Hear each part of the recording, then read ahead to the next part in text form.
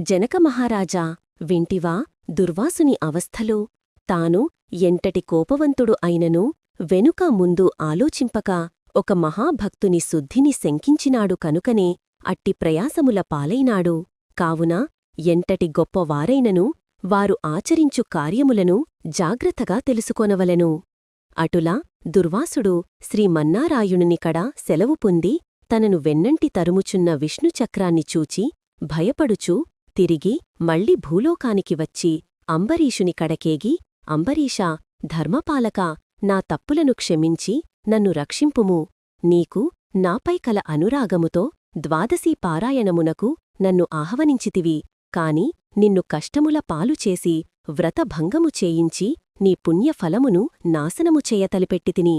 కాని నా దుర్బుద్ధి నన్నే వెంటాడి నా ప్రాణములు తీయుటకే సిద్ధమైనది. నేను విష్ణువు కడకేగి ఆ విష్ణు చక్రము వలన ఆపద నుండి రక్షింపుమని ప్రార్థించితిని. ఆ పురాణ పురుషుడు నాకు జ్ఞానోదయము చేసి నీవద్దకు ఏగమని చెప్పినాడు. కానా నీవే నాకు శరణ్యము. నేను ఎంతటి తపస్యాలి అయినను, ఎంత నిష్టగలవాడనైనను నీ నిష్కళంక భక్తి ముందు అవి ఏమియూ పనిచెయ్యలేదు. నన్ని ఈ విపత్తు నుండి కాపాడు మని అనేక విధాలా ప్రార్థించగా అంబరీషుడు శ్రీమన్నారాయణుని ధ్యానించి, ఓ సుదర్శన చక్రమా, నీకివే నా మనఃపూర్వక వందనములు.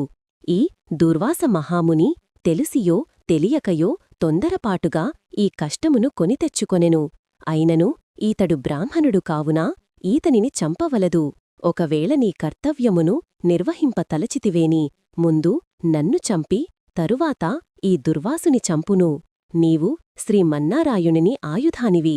నేను ఆ శ్రీమన్నారాయణుని భక్తుడను. నాకు శ్రీమన్నారాయుడు ఇలవేల్పు దైవము. నీవు శ్రీహరి చేతిలో నుండి అనేక యుద్ధములలో అనేకమంది లోక కంటకులను చంపితివి కాని శరణు కోరువారిని ఇంతవరకు చంపలేదు. అందువలననే ఈ దుర్వాసుడు ముల్లోకములు తిరిగినను ఈతనిని వెంటాడుచునేయున్నావుగాని చంపుటలేదు.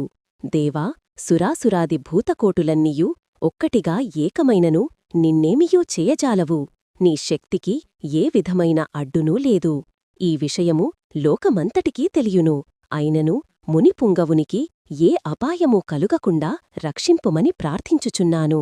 నీయొందు ఆ శ్రీమన్నారాయణుని శక్తి ఇమిడియున్నది. నిన్ను వేడుకోనుచున్న నన్నునూ శరణువేడిన ఈ దుర్వాసుని రక్షింపుము అని అనేక విధముల స్తుతించుట వలన అతి రౌద్రాకారముతో నిప్పులు గ్రక్కుచున్న విష్ణుచక్రం